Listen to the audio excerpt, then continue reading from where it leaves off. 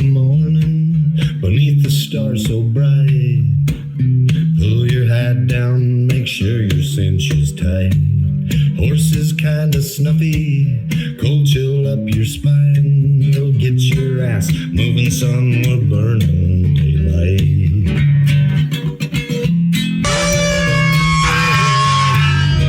Howdy there, I'm Matt McKinley and we're burning daylight.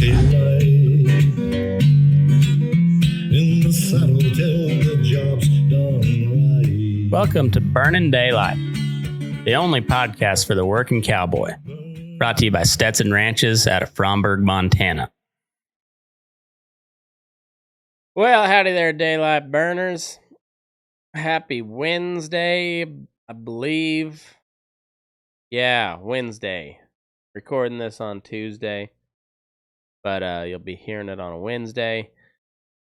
Well, I guess get right into the topic. We're in the middle of fall feedlot fun time, which is a well-known title that I just made up right now. And boy, it's a busy sumbitch right now. It's so this would be my fourth year in here in Nevada at this backgrounding yard, and I've backgrounded some calves in the past, but most of my I've seen a little bit of every aspect of the cattle industry, so anywhere from cow calf to finished feedlot to I haven't done a ton on the stocker side, I will say, but I gotta say backgrounding's not that much different on the health side of things. Handling's quite a little bit different, but yeah, and then finished feedlot, cow calf, confined cow calf, little bit of like yearling management outside, and then now going on 4 years of backgrounding, anything from Mexican steers to placement dairy heifers, Holstein heifers, all ranging in weights from 250, I think, was probably about the lightest load we got, to we got some 8 weights the other day. We've had some 8 weights in the past, so but they all come in the fall, like especially like the weird bunches for whatever reason. I think that since more cattle are weaned in the fall, that all of like your odds and ends shit comes in to the feedlot like in the spring when the fall calvers are weaning, and it's not necessarily true. Well, really, I guess if we're gonna be honest about it, the weird odds and ends shit come when mostly when you got shit to do. Like you got a big day lined up, and then you'll have a 3-way split load that you'll have to deal with, which in a big feedlot's not a big deal because or at least like at Grant County where I started, you weighed everything on the ground and you didn't touch them until the driver had the truck unloaded. Then you'd take your slant up to the scale, weigh him, and give him his paperwork, and then on he'd go with whatever else he had going on that day. Smaller yards where typically you weigh everything on the truck are a little bit different because then you have to unload. Sometimes you have to unload. You're obviously going to have to unload your back step. But sometimes you'll have to put them back on so you can unload one split, and then you have to go get another weight and then come back and finish unloading. But imagine you have a three-way split, which has happened before, and have to weigh them on the truck. And it's not hard, uh, it's not hard to figure all that out. It just takes time, and they typically come in the middle of the night, uh, past past business hours, and it's dark. Most cattle are black nowadays. I'd probably get corrected on that. Um, I don't know what the percentage of cattle that are black hided anymore. Well, I don't know if I ever knew, but the market is distinctly driven towards black hided cattle, thanks to the Angus Association. Um, so more often than not, most of your cattle are going to be black, uh, coming into the feedlot. And trying to count black cattle at night, fun time, fun time. Um, and well, anyway, yeah,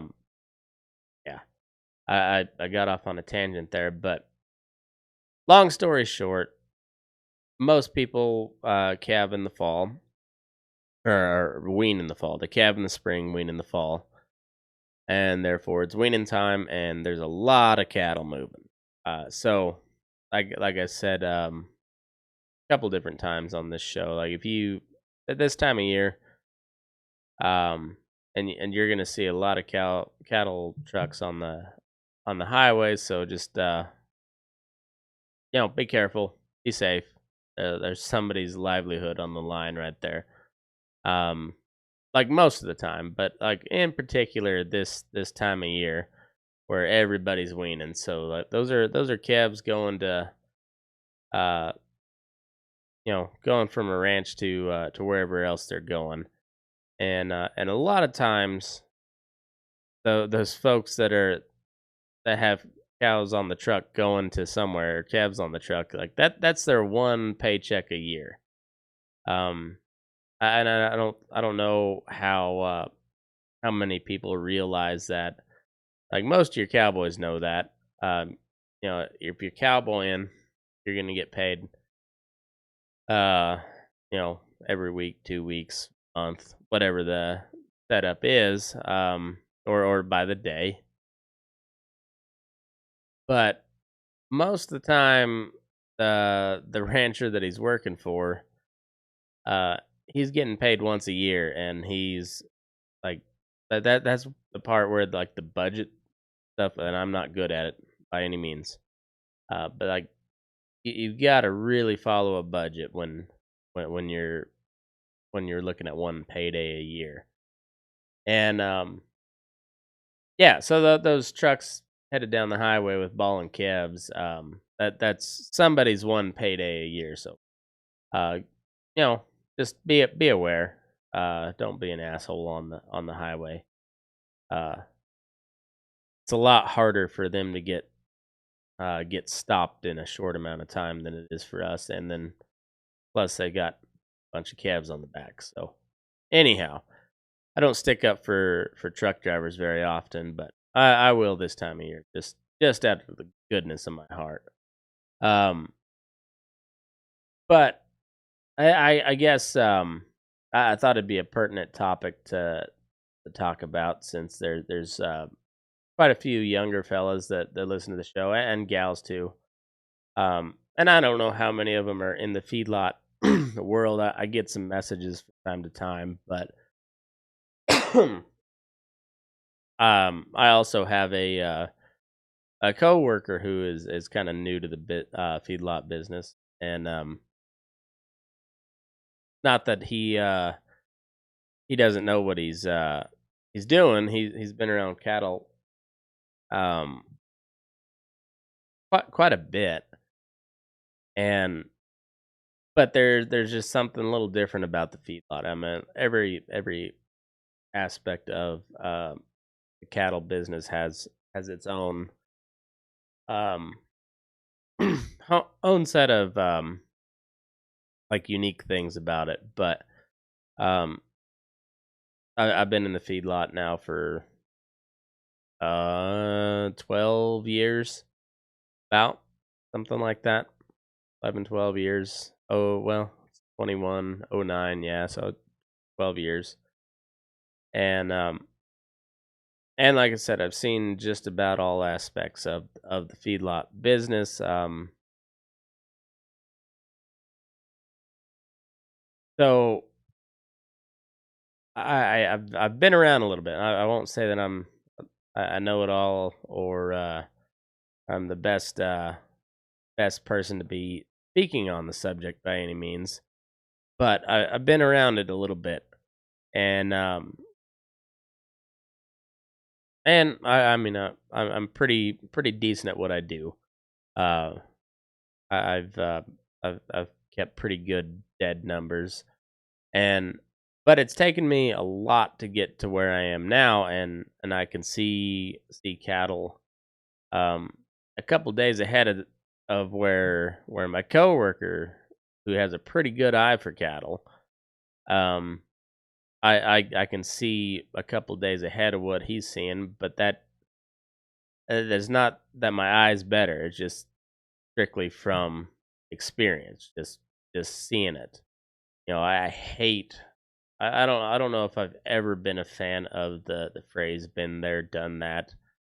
It just seems one of those really douchey phrases. I don't know what about it. And there's been plenty of people I've heard use it that are not douches, but they still sounded like a douche when they said it. I've never heard somebody say "been there, done that" not sound like a douche. And maybe that's just my own personal bias. Um, but I've been around a little bit, and so like my numbers kind of speak for myself, or for themselves. But it took a lot of just seeing a whole bunch of different types of cattle and different types of the year to get to where I'm at now, and I can say without a doubt, like, this is the most challenging part of the year, just because you have like a huge influx of calves that just got pulled off their mama. Like, most of the calves that we get right now um are balling right off the truck, so they're coming in on a gather. They're going to sort the calves off, sort heifers and steers, um, and sometimes they'll run them through the chute thin, and sometimes not. Sometimes they've run them, they've preconditioned them, so they've had their vaccinations a couple weeks ahead of time, and then they wait to wean them till they ship them. And but sometimes they haven't worked them since Brandon, so they're coming to us just balling. No. No recent immunity from vaccines. And as much as I talk about the other vaccine, like I'm a very firm believer in vaccinating your cattle. It's shown to work in the most I guess disease ridden places on Earth. I mean, we try to keep them clean, but still, it's a confined feeding area for cattle, so it's a little dirty. Um, and unvaccinated cattle, I've seen a few like big lots of unvaccinated cattle, and they don't do well. And and hens that aren't doing well, sometimes you revaccinate them, and boy, it turns them right around. Anyway, vaccines work. Um, Despite what I have said in the past about the certain one that's coming down the pipe, but we're talking about cattle, not COVID. And yeah, so we get ballin' calves, which yeah, we've had some like 600 pound, uh, sometimes pushing 700 pound balling calves. On one of the years, my first years here, we had a really good snowpack and a really wet spring, and had some just tremendous grass. And so they weaned heifers at like 650 or something like. And just big soggy suckers. And we set cables appropriately on the bunks, and they still managed to, like, there's like 25 of them out in the uh the next morning, and these are big soggy, like 6.5 weight. um so I guess, long story short, if they're balling, the cables are not going to keep, unless you can just like block off the entire bunk and feed them with hay. um which is, I don't know. I'm kind of a big fan of that.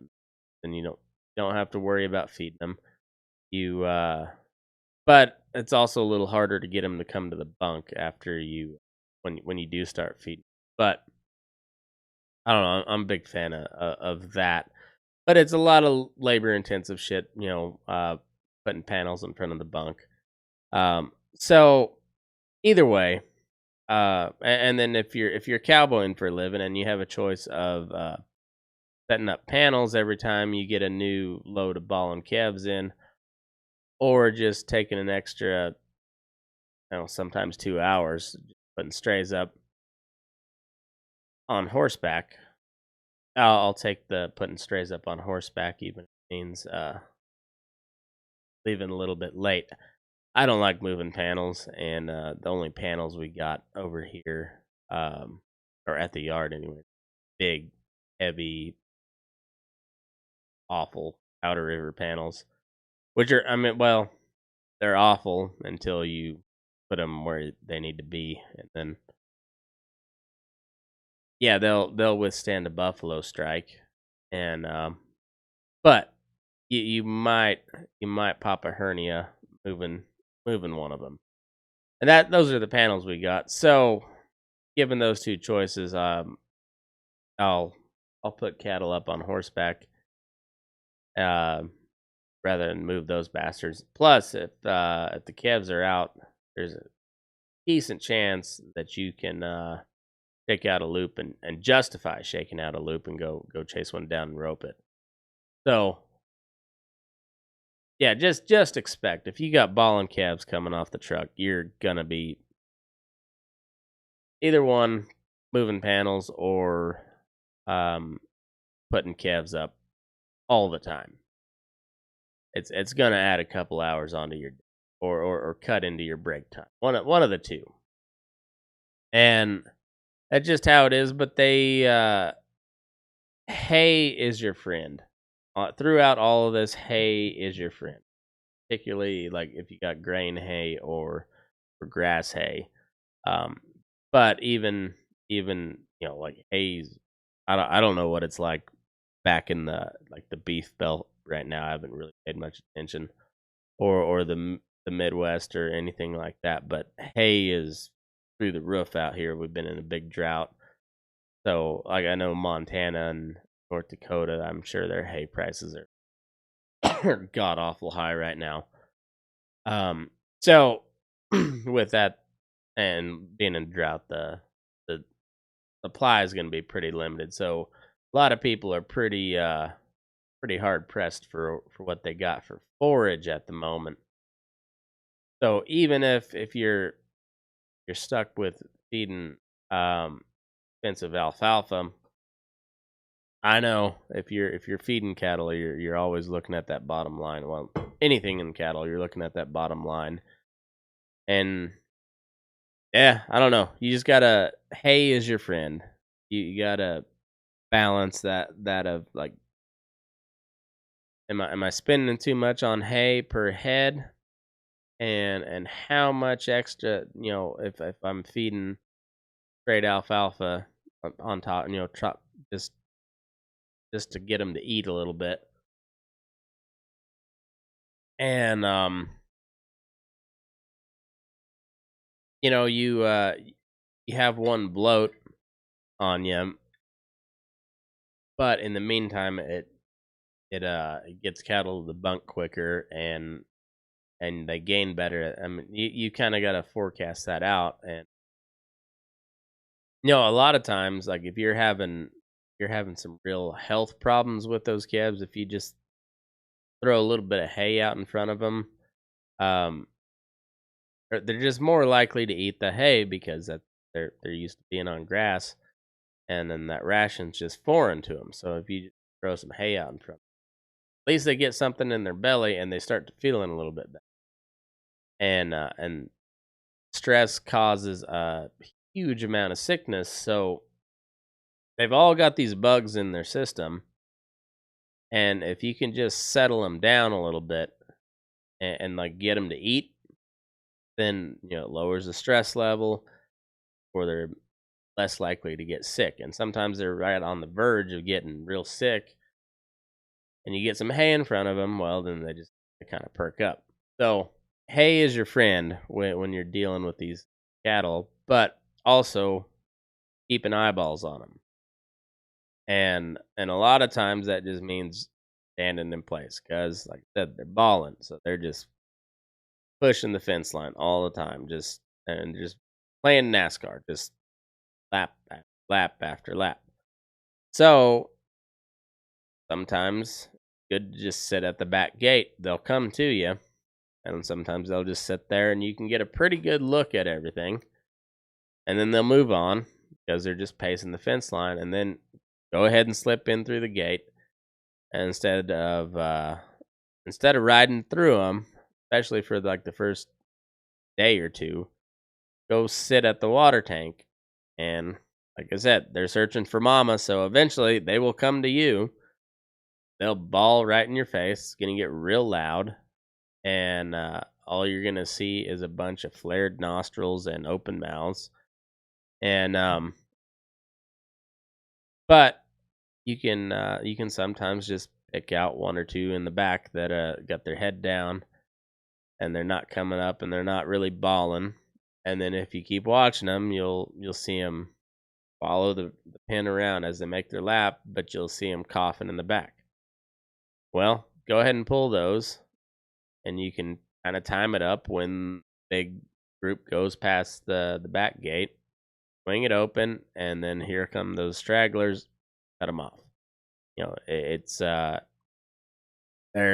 not really paying much attention to you. They're trying to find their mama, and you can use that. You can use the pattern of that pacing the fence line to just, all you do is wait for the big bunch to swing on by, throw your gate, cut the however, whether what's one or two or five, but they're all going to be at the back of the pen or the back of the herd, hacking up along. So just swing your gate open, lift them off there out the alley, and then go sit back at the water tank, and they'll come back up to you, and then they'll keep on pacing. But you can get a pretty good look at them, but it takes a little extra time,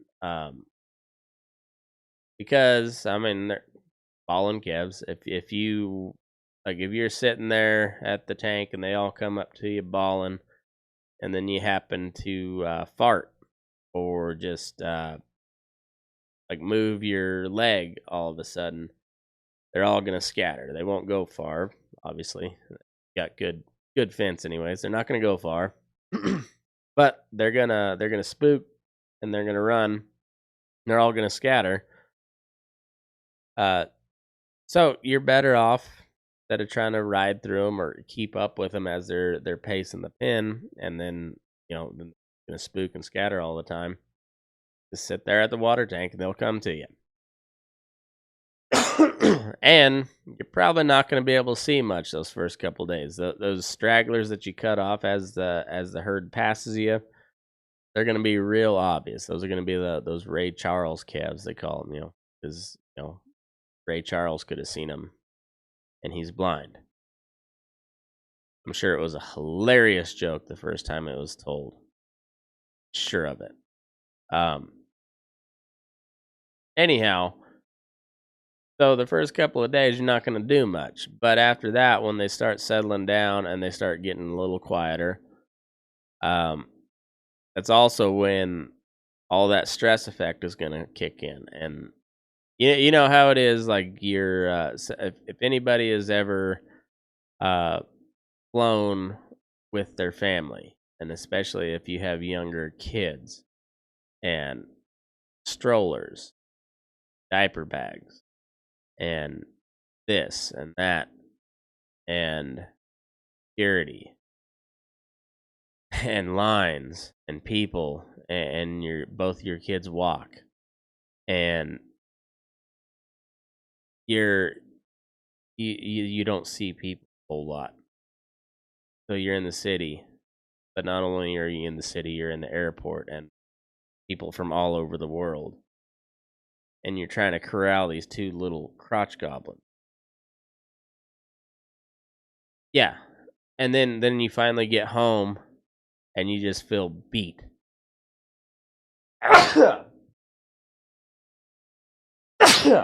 You've been through a roller coaster of emotions, and all of a sudden, and it's like everything catches up with you, and you just feel tired and beat, and then you kind of feel sick. Well, that's the same thing with these calves.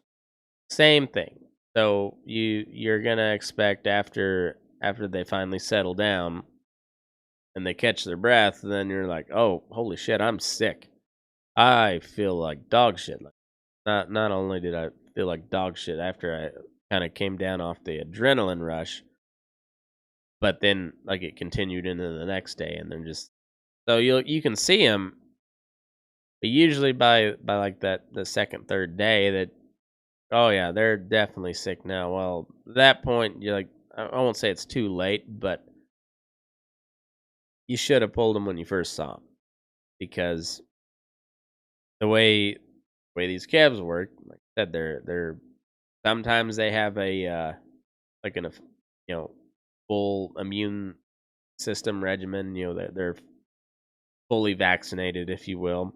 Some are not, but when they come in and then they finally settle down, but like all that cumulative stress hits them, and even if they have been vaccinated and they've been run through good protocol, there's still some that's going to get sick, and you got to be ready for that because just they they can just flip like that. They'll I don't know how many times I've had ballin' calves with a full belly and not showing any sign of ganting up or just not eating at all. Just they'll be dead in the morning, and you'll cut them open, and they'll have like 60 to 70% pneumonia in both lungs, but yet they're fat, fleshy, and looked fine the day before. So you've gotta learn how to see those symptoms, a day or two ahead of where you normally be able to get away with, just because there's so much stress on these calves when they come in balling. So not only are they missing their mother, they had a sometimes a long ass truck ride, and then they're coming into a place that has no grass. They're coming off of grass and drop them off, and all they see is pipe and concrete. And some of them will look at the water tank, and smart ones will go ahead and take a sniff and get a drink. But you also got to remember some of these things been drinking out of a river or a creek. They were born, and they see a plastic water tank out there. They're just like, that thing's gonna eat me. They can smell water, but all they see is this plastic thing with a pipe over it. And yeah, so if your tanks have a little overflow spigot, petcock, or what I don't know what all they call it, but where you can just instead of shutting off on a float, have like a little trickle of water, and so they can hear the water, and then it'll overflow your tank, and it'll make a mess, but it also get them to drinking, because if they're not drinking water, then they're not going to eat, and if they're not going to eat, they're gonna starve, and then it's also gonna compound the stress and probably help those bugs that are already in their system and all around them kind of take over their immune system. So there's all these little tricks you can do, but the biggest thing is to make them comfortable. And like I said, these things they're very, very finicky. So you gotta learn how to read cattle earlier than what you normally would.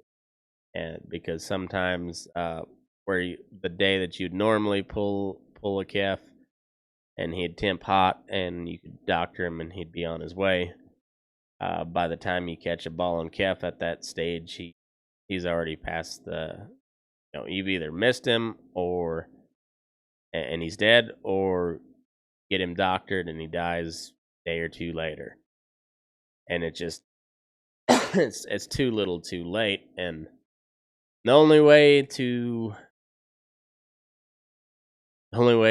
find that out is just to go do it. So I mean, if you're in a background in yard, or you're just even if you're in a finished lot and get some ball and calves this time of year, and you've never really dealt with them, you're probably gonna have some deads. Come to expect that. It's but try to remember your cattle so that when something dies on you can kind of go back in that memory bank and remember that calf that died, because it's probably one that you'd seen and thought, he'll be fine till tomorrow. But if you didn't see him, then you're gonna go like, oh shit, well, you're gonna have to look harder and probably gonna be paranoid for a little bit. But it happens. I don't know. It just and it's also that when you have that many cattle moving and shit doesn't go to according to plan, and tempers run hot, and everybody's tension level 11. Yeah, it's real easy to get caught up in all that and just get pissed off, and that's when fights happen and people quit and things are said. It just gets tense. But I think your cattle can feel that too. So you just kind of gotta focus on finding the sick cattle. that's kind of it's just one of those times where you just gotta focus in a little bit. I don't know. It's fun though. I mean, you'll really get to work your horses, because I don't know. I've been telling my coworker for the past 3 weeks. I said these calves are gonna break, and then I kind of looked like I didn't know what the hell I was talking about, and then all of a sudden, within the last 3 or 4 days, boy, they just kind of look like hell. But it's one. There's cycles in the weather. We all know that, but the closer you pay attention, like as you're starting to ease into fall, you're still gonna get those highs in like where we're at here, mid 90s to low hundreds, but drop down to like low 50s, high 40s at night. And so if you're 45 to 95, that's a degree temperature swing, and that's not uncommon. And it's, there's a good 2 to 3 week period where we have that, and then there's like a 2 or 3 week period where it just kind of starts to ease into the colder weather, where you're still your your highs are in like 70 to 80 degree, and you're still getting down into like the mid 40s, maybe dropping down in like the low 40s, high 30s. And then you get your first freeze, still trying to hang on to being warm during the day. Then all of a sudden you get like your first winter weather, and that's what we had this past week. Uh, we we dropped down below freezing 3 nights in a row. Um, had some wind, had a little bit of cold rain, and then we had well, up top they got some pretty decent snow. Down here in the valley we didn't get much, but just enough. And then but we got the wind and the cold, and it just kind of eased off that winter weather. It was still chilly today. I had several layers on today. I know it's early for that. Well, it wasn't so much talking shit as just saying just a fact of the matter. It wasn't Scotch cap weather just yet, but it was this weekend. So and today, so it's moving into fall, and it's like that first big move into like, yep, winter's coming. But all those fluctuations in the temperature, just imagine, like I just imagine myself as I'm riding throughout the day. Like I start with a vest and maybe a jean jacket. I wear my leggings all the time, leather leggings, chaps for the layman. Uh, all assless, by the way. I've never seen a set or a pair of chaps or chaps uh, that had an ass to them, like had a full ass. Because if they have a full ass to them, then they're not leggings anymore. They're not chaps. They're not chinks. They're just leather pants. I guess the chinks would be leather capris or something like that. But yeah, then I've never seen a pair of chaps that had a full ass to them. But anyway, I wear my leggings every day. But I also put on some long underwear this morning. But I just like how it starts out is like a vest, jean jacket, and then you progress to like a wild rag. But always by like 10 o'clock in the morning, you're stripping all those extra layers, and then by the time it's noon, 1 o'clock, you're just down to your summer attire because it warmed up enough, and it's uncomfortable for me. But then you imagine you're a black steer, uh, and you can't take off those extra layers, and so you're just hot and miserable, and then that all that leads to stress, which leads to a greater incidence of sickness. So like the more you can keep your cattle comfortable, the man, just the easier your job is. So,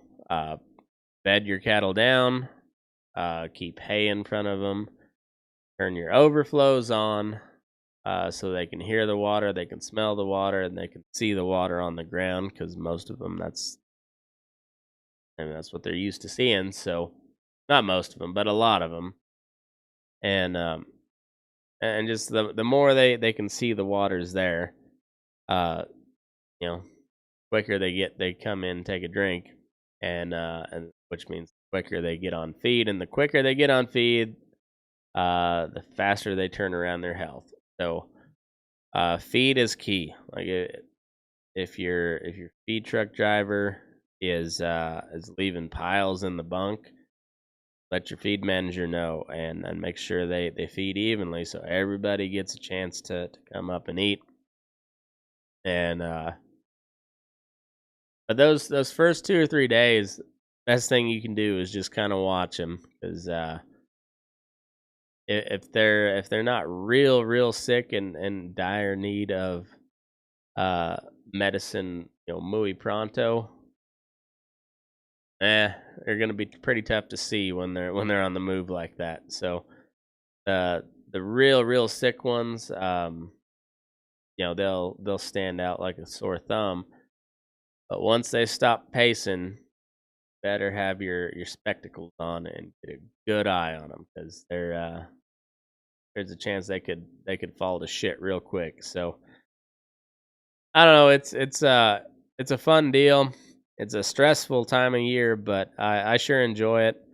Um, I was talking to Boots on Sunday, and he made the trip up to Dixon Creek. Even though I'd talked to him a couple times, I talked to him after we stopped recording the podcast, and he was mentioned that he just felt pretty tired, and he was talking about how he didn't think he was going to go up to Dixon Creek. He was gonna let the younger men handle that, and he was just gonna kind of prowl around there in Guthrie and just kind of hold down the fort.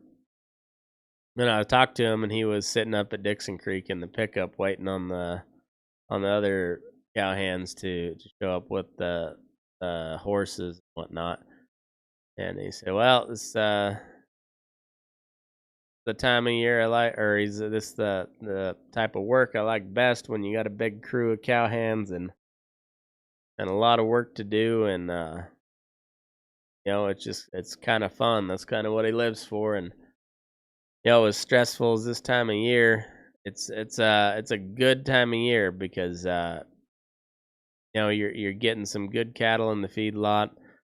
All those folks that are shipping those calves to you, they're seeing the fruits of their labor. They're getting a paycheck, and it's just is it's just one of those times of the year where everybody's busy as hell. But it's just it's a fun kind of time of year. So I don't know, enjoy it. And if there's any of you guys in the feedlot that younger guys are just new to the game, I guess you got any questions for me, feel free to shoot me a message or anything. I'll act like I know more than I actually as per usual. But anyways, there's a lot of little tricks you can use on spotting sick cattle. But most of that comes with repetition and experience, where you cattle different parts of the year, and losing cattle. That's one of the best ways to learn what you missed is to know your cattle, and when you go up with a dead one that ain't bloated up, and you remember him from the day before, then you really start to know what to look for. So anyhow, it was a long tedious day today, but that's kind of how it goes in the fall. So I'm assuming a lot of y'all are experiencing the same type of deal, whether it be out on the ranch or in the feedlot or even at the stale barn. It's a busy time of year, and it's I don't know, it's always fun once the rush is over and everybody kind of takes a breath. It's a cool little period where you're just like, yep,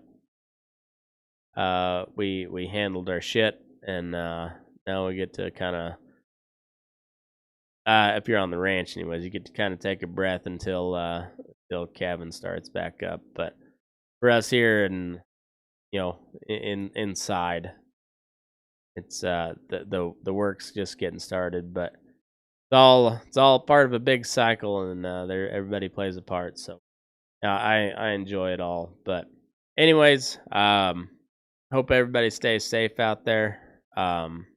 Try not to scream at your spouse while you're sorting cattle in the alley. And if you do, I mean, make it count. If you're gonna go out with a bang. and I don't recommend that at all. I just don't recommend working cattle with your spouse in general. Some people can get away with it, some people can't. But anyhow, we'll all get through it. And until then, hope you keep on tuning in. Make sure if you want to get in on the Spurs, we still got a handful of tickets left. So shoot me a message. Thanks to all the sponsors, and stay safe out there. So I got to get up early tomorrow. So move your ass. We're burning daylight.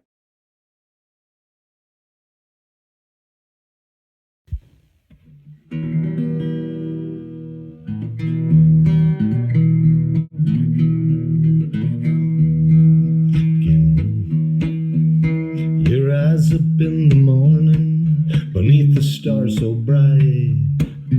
Pull your hat down, make sure your cinch is tight. Horses kinda snuffy, cold chill up your spine. We'll get your ass moving, son, we're burning daylight. Burning daylight.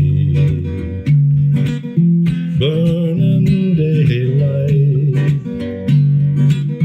In the saddle till the job's done right.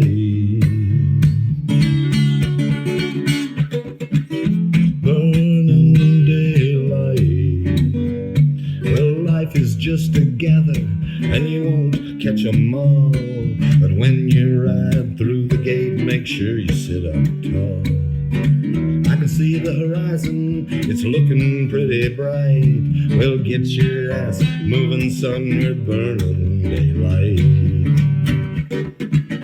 Burning daylight.